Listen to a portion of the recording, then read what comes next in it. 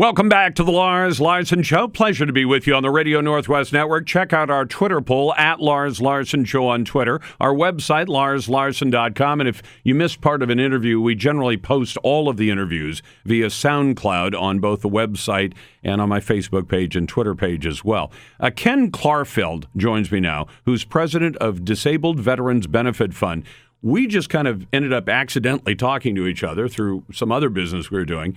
And Ken was telling me the great things that you've been doing to help out disabled veterans out there. Ken, thanks for taking the time today to say a few things about your charity.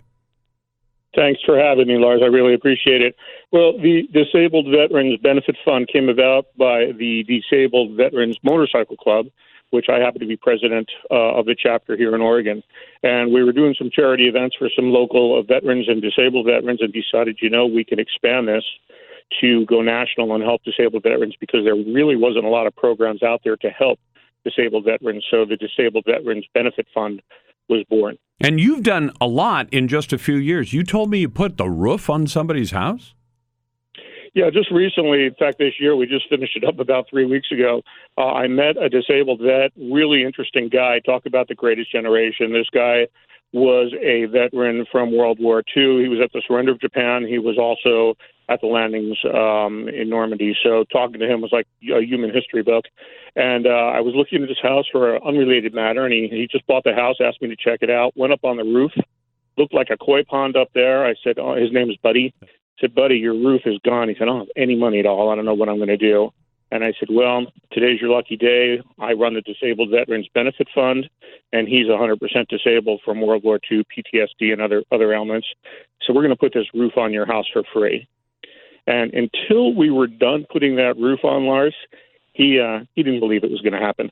The day we finished, he said, I never believed that something like this could happen, but now I can sleep again. So, those are the kind of things that we try to do for all. Well, let me ask you this. It sounds like you're not just raising money, but I imagine, did you put that roof on all with cash, or did you put it on by getting a bunch of people in the trades to pitch in and help out?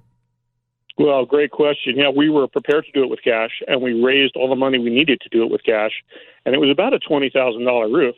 And then I got in touch with a local roofer here in town, Pacific Western Roofing, and they were able to go to their suppliers. And when all is said and done, it costed the charity $3,000 to put that $3,000 for a $20,000. Now that is leveraging some money, isn't it? Yeah, and actually, when I talk to people, suppliers, people in the trades, people at trade schools, because we want to do mentorships and trade school scholarships for disabled vets. Everybody says, how can we help? And one of the ways they can help is everybody does something really well, so we leverage their abilities and save money that way. And then, of course, everything that's donated, they get a 501c receipt because we're a nonprofit.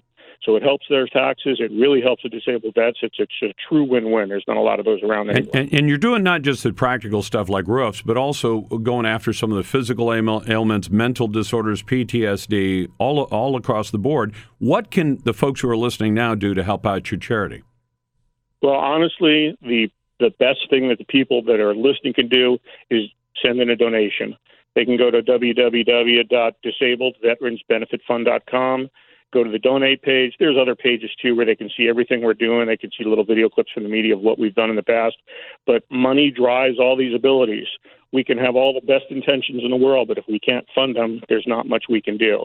So that's what we're looking for right now is lots of donations from all the great people out there that want to help these disabled vets that really deserve a little more than they're getting right now. Well, and correct me if I'm wrong, as a 501c3, you've got to do an annual filing saying to the IRS, this is what we raised, this is what it went for. So there's transparency there as well if people are unsure, because I know, unfortunately, there's some veteran scams out there too.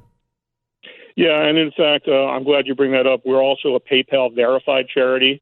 And getting the 501c3, that took us about a year and a half through the IRS because, as we all know, there was a little government shutdown. Yep. It was right in the middle of everything and delayed everything for months and months and months. But we were able to secure the 501c3. We're listed under the Disabled Veterans Motorcycle Fund, Motorcycle Club. We're also listed under the Disabled Veterans Benefit Fund. And then we're listed with PayPal verified. So you can go directly through PayPal and donate, and you'll get a 501c3 from them because they're also a 501c3